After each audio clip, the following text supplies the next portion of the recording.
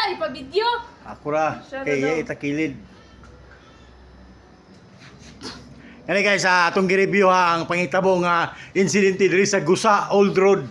O ni gawas ang number 8 nga tanker, O oh. ang Tanawa. drive si Dato Upaw. Si Dato Upaw ang driver na ha. Makita na to si Dato Upaw, nagid siya sa maong panghitabo. Oh, dira oh. Ug siya ang hinungdan. Anong hitabo guys? Si Dato Upaw matras unta pero kusog-kusog ang dagan sa jeep. So wala ni padayon si Dato Upaw gatras, na kusog pud ang dagan sa maong auto. Tanawa Dato oh. Upaw gid ang Oh, hinungdan. kusog pud ang dagan sa maong motor.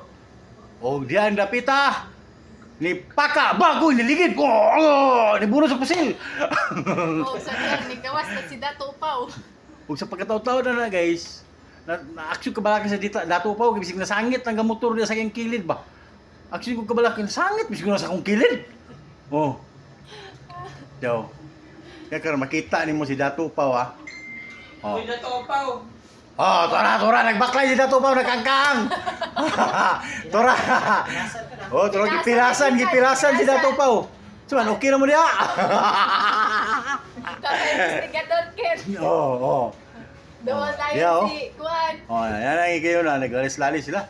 Ako pa yung gipakasa kay dili lagi ko na makita tungod nako. Tapi ilabot nako.